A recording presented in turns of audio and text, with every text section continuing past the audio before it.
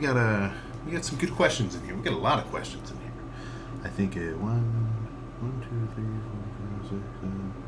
Yeah, like 24 good ones. Usually I scan through and just kind of screenshot kind of a variety, just so I don't sit here scrolling and say, yeah, okay, who would win in a PR contest, me or the Rizzler? Scrolls, ghengis, There's a couple trolling comments, but honestly, a lot of them are always reasonably like deep and solid. So let's start with number 1 from Lukenberger. Tips for mind-muscle connection for your biceps. Your chest tip about pulling your arms up with your chest was a game changer for me. So what he's talking about there with your chest is like when you're actually doing a press of some kind. If you're pushing up against a wall, the fact that you can feel it pushing on your hands might make you think hands, right? But really all your chest is doing is pulling your upper arm towards itself, right? Like, shit, you can almost think of this like a leg extension. This is your quad, this is your leg, and it's like pulling itself up.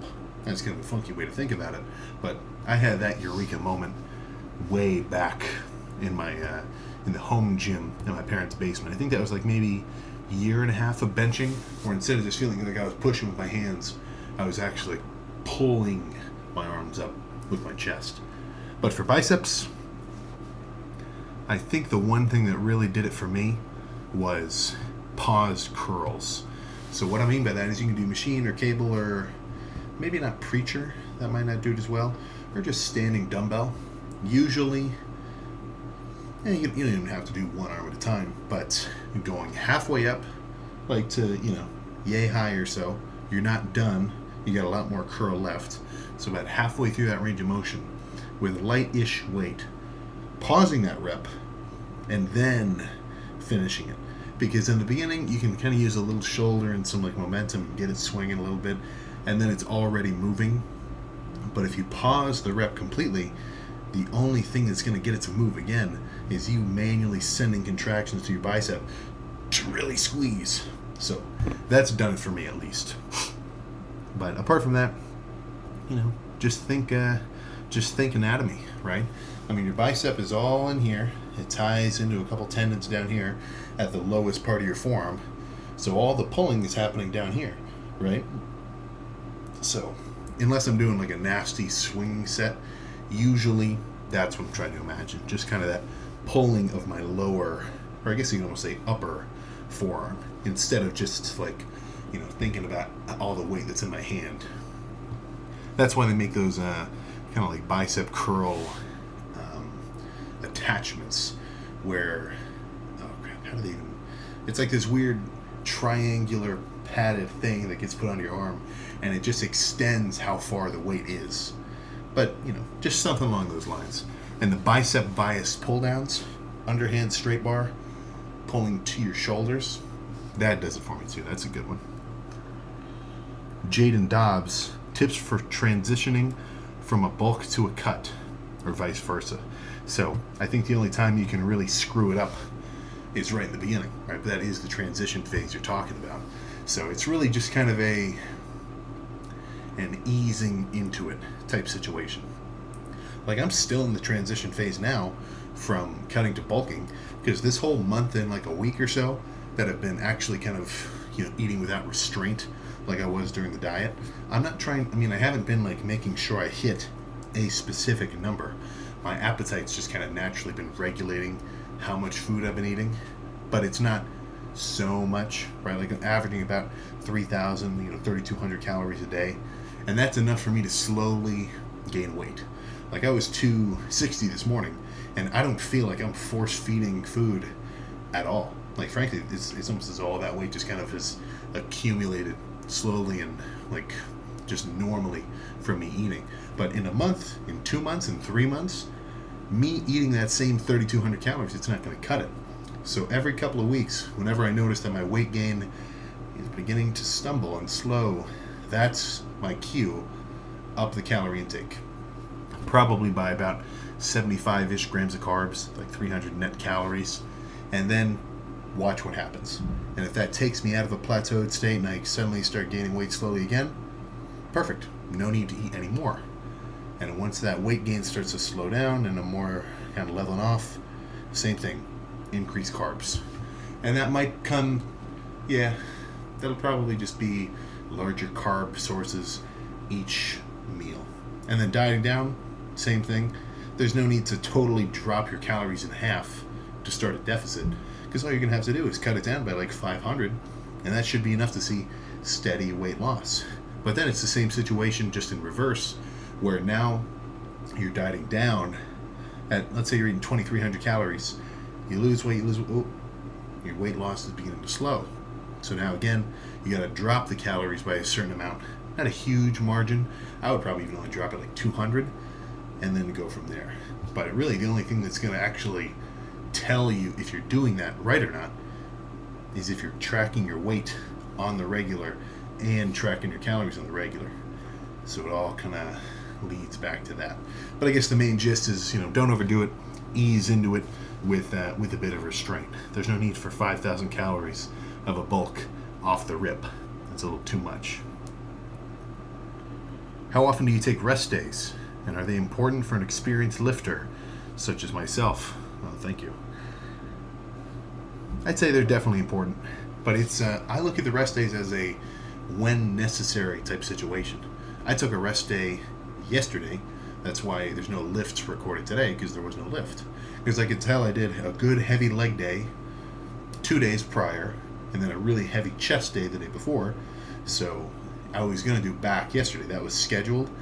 But I could tell I was still residually fatigued from the last few lifts. So the actual kind of factors that would qualify to have a actually effective rest day were in place. So take a day, still do my cardio, and then save the back lifts for today, which would have been tomorrow, yesterday. But either way, I feel so much fresher now, so it's just a when necessary thing. But I think a lot of rest days get taken unnecessarily, and then it's, it makes me question somebody's actual motives. It's like, are you skipping the gym because you actually need to recover one more day and come back stronger tomorrow? Or was it really just because you didn't feel like it? And those two are very different situations, even though the end result could be the same. So that's just something I'd want you to question yourself with. It's like, am I really taking this rest day because I need it? Or am I just taking it because I'm feeling a little scrappy? I don't know. And not like physically, just like mentally, like, I don't know if I really feel like going to the gym today. No, let's make it a rest day. That's not a dog in you mentality, as far as I'm concerned. What is the greatest way to stick to a cut and not lose discipline? Yeah, that's a tricky one. It's a goddamn multi-million-dollar industry, that question, right? You could take some Ozempic and risk all the crazy stuff that we're hearing about it now. That would probably work in a way. But in terms of an actual calorie counting, cardio doing sort of method, which frankly I don't think will ever be beaten by any other kind of random whatever. It's definitely a practice thing. Like right now that I've dieted up and down, the down part being kind of that tricky part of restricting my intake. What have I done that now? I think like maybe 7 times. It gets easier every time. So in the beginning, sometimes it's just the nature of doing something you've never done. It's going to be a little bit tricky, right? But in terms of actually sticking to it, I do think that your calorie load throughout the day can be not tweaked, but at least managed such that you're making it easier on yourself. So if you can eat 2,000 calories, or 2,000 just for like this analogy's sake, you probably shouldn't eat 1,800 before noon, right? So for me, I usually don't even eat till about noonish, start with the lunch, and then I've got only noon till 10 or whenever I go to sleep to spread those calories out. So by having slightly smaller meals portioned in that way in a smaller eating window, it's just a little easier for me. That's part of the logic of like some of the, what do they call it? It's not fasting.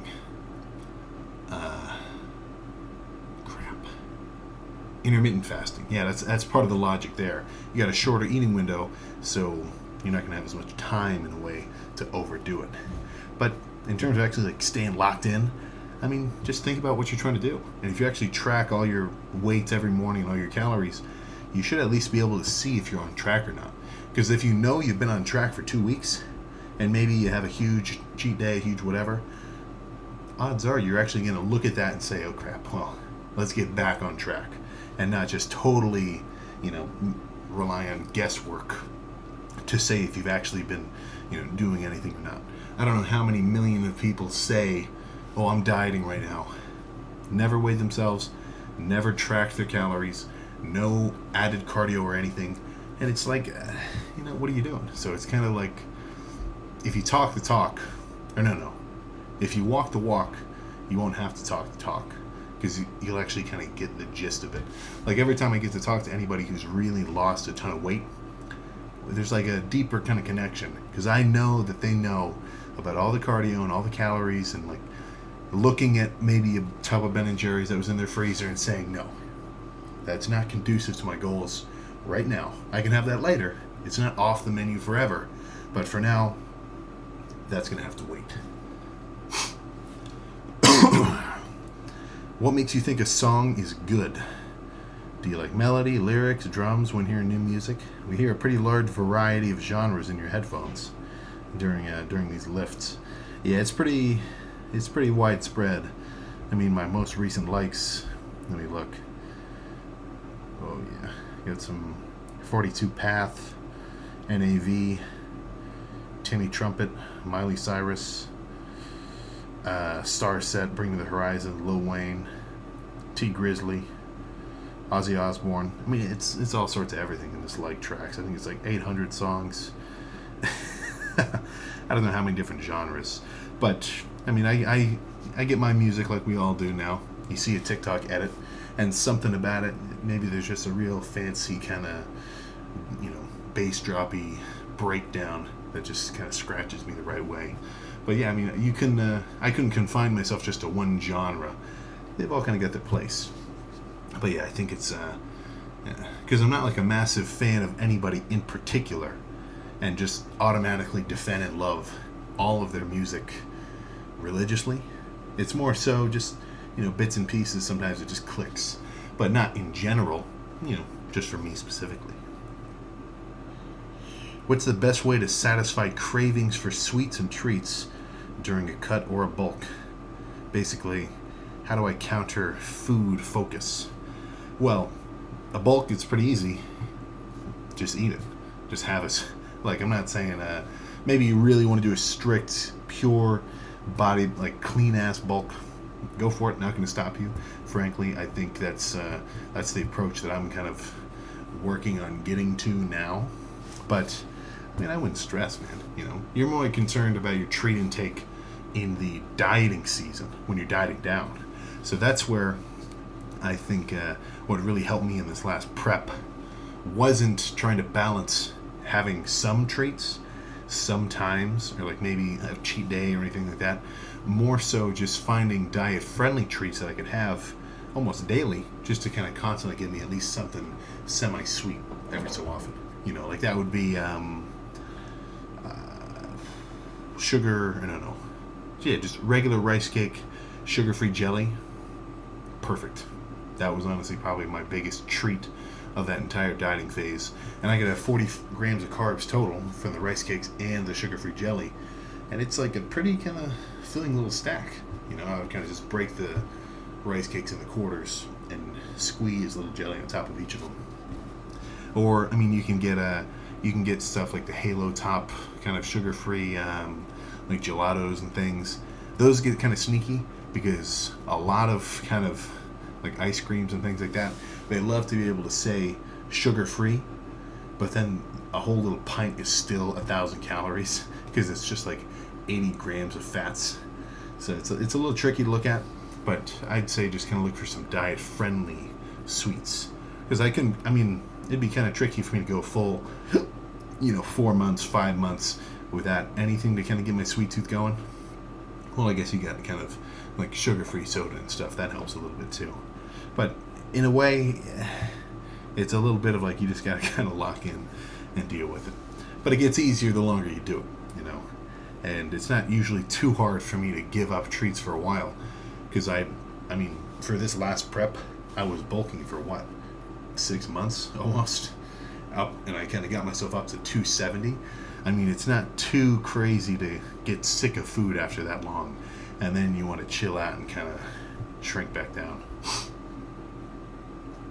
What do you think about mid-set?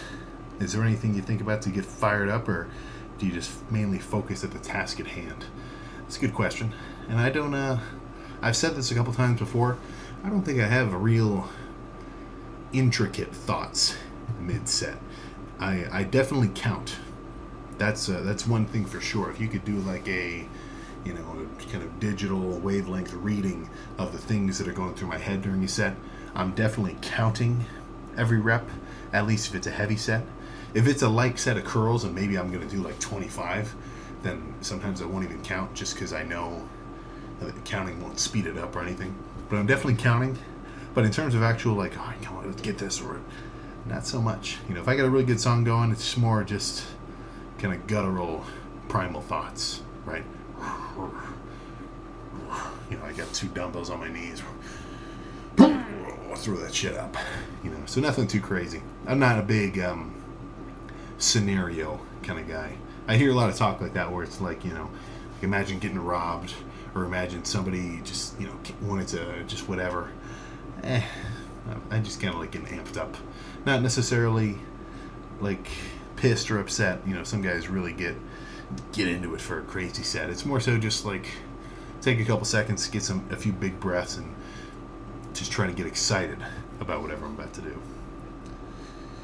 What do you do if you go to the gym and realize you just don't have enough energy to enjoy your workout? So I think this is a situation that you can look at it 2 ways, right? Same thing like I was talking about the rest days. Sometimes a rest day is completely warranted. You are legitimately fatigued. I mean, that whole week that we were putting in all the gym equipment, I was getting up extra early before, and I was like still staying up late. So my sleep this last week was a little bit scrappier than I would have liked. So that might have added up to why I wanted to take a rest day yesterday. But sometimes if you walk in, or there's a couple phases, right? Because you could be at home and not really feel like it. All right, thug it out, put your shoes on, get your outfit on, get in the car, get your pre-workout, drive to the gym, get your music playing, start drinking your pre, okay, you're getting in the zone. You actually walk into the gym, you do some warm-ups. Usually by then, I mean, there's only been a few times where I've actually gone to the gym, done the entire process of like getting ready and walking in and warming up and doing like half the workout. There's only been, I think really just one time that comes to mind where I was really thinking to myself like, oh shit, this is hard. And that was the last back day I did before the Legends Classic show in Vegas. So I want to say I could have just not done that lift. It's not like it would change anything. I mean, some of these guys, they stop working out a week before they do their actual show day. I thought that was a little too long. I think I had 3 days before of rest. But if I did 4, nothing would have changed. But actually getting in there, even with caffeine, just full deficit, everything was really adding up. And by then it was like, I mean, the first 3 sets of pull downs I did, after every set, I'm like, oh my God. Whoa, I'm fucking dying. Because that was also during the 2 hours a day of cardio range, because I kind of upped it a little bit. Or actually, no, I think I only did an hour that day. But still, tons of cardio, not a ton of food to back it up. And then, just kind of the dieting fatigue is building up. But that was probably the only time. Even when I'm like sick, no sleep the night before, and I've had like a big leg day, like even though I'm real kind of tired, not really physically in the zone, it's kind of a thug in that moment, because I want to be the kind of lifter who would still hit it even when everything's not really going my way, because that's sort of like, if you think about it, your responsibility, because you're not always going to feel like killing it. It's not like every variable is always going to be in your favor. So if things are a little off and you still get after it, then how do you think you'll perform when you actually did get enough rest and you did eat enough food and you're fully hydrated and you're just physically like, all right, come on, right, you're going to do that much better. So it's up to the person, but unless you're like dying sick or something, to an extent, I would say at least make a effort to think, okay, do I really need to take this day off, or am I just saying that? Right? Because if you're just saying that, like I said, a couple questions ago, that's not a dog-eating mentality in any shape or form. If you do triceps and chest 2 days apart from each other, do they affect each other's performance? So that's what I do, right? I do chest, back, arms, legs. So chest and triceps are these 2 days apart. And do I notice any, what did he say the word was? Any effective performance? Not a ton, not really. Because chest is supposed to be all chest, triceps is supposed to be all triceps. Now, of course, I get some activation on my triceps during chest. It's just hard to get around it with any kind of pressing. But I've never noticed any serious kind of hindrance. And I don't mind chest and tris. It's back and bis which don't really do it for me. Like when I do a chest and tricep workout, chest first, triceps after, that's sweet. But something about biceps after already hitting back, I mean, they don't really feel like pumped. Like I feel like if I do tris after chest, my triceps have already started to get pumped up a bit, but they're not like just fatigued when I actually do any working sets after.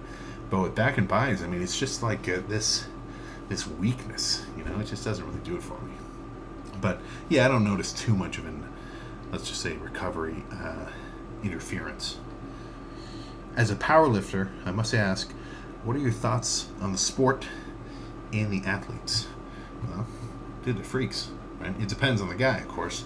But I mean, when I see a crazy ass squad of, I forget the guy, but it was like 7 plates for 8 reps. Nuts, right? Now, I think it's a bit different to compare the two because we're in the bodybuilder, just general lifter sense. I'm much more concerned with a 10 rep PR. Like I'm concerned with just how intense of a set that I can muster, not necessarily any single rep. Like frankly, I am completely comfortable with never doing a 1 rep PR ever. I'm cool with these 8 rep minimum sets. But I mean, it's just a difference of interest, but they still overlap pretty strongly. And everybody's still lifted weights, just in slightly different ways. Having trouble with mind to lat muscle connection. I've tried all the cues I can think of, but I still feel more in my triceps and shoulder blades. Any tips or suggestions you'd recommend? Are you using straps? That would be my first question. Let's say you are. Sometimes it's tricky, right? Because in a pull down, it's very easy to start using a little bit of this, right? Like sometimes I see guys where they're doing rows, even pull downs too, where instead of like reaching up with their shoulders and like having their actual shoulder joint move up and down, they just leave it in the same spot, and it turns into this like hunchy movement instead of a full like extending row or pull down.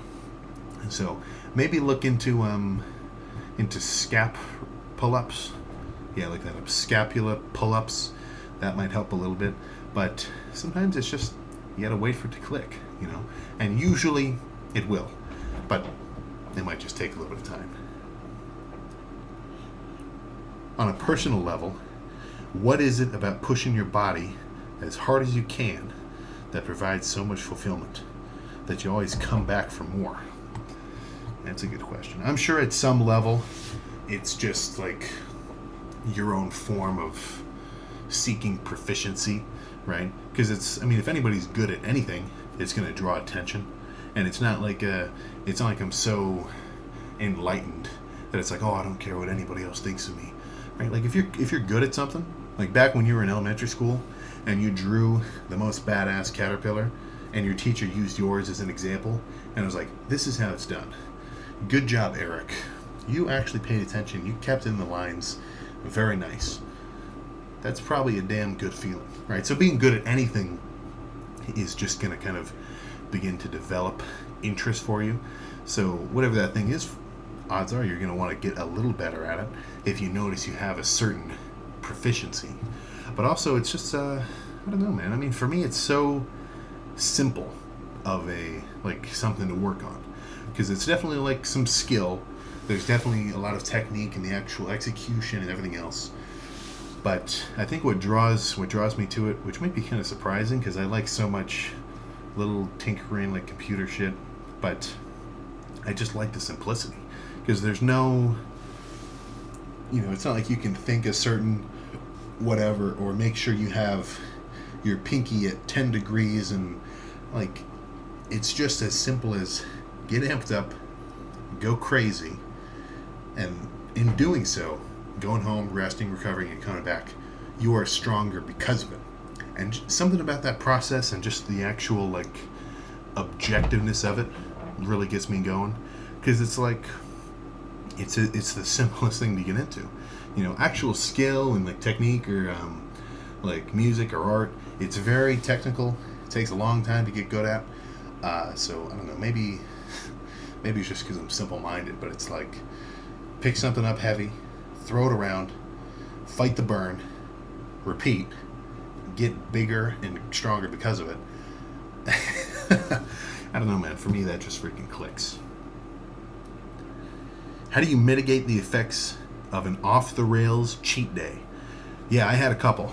I had a couple. I didn't want to say that I did because I would have got a bunch of flack for it.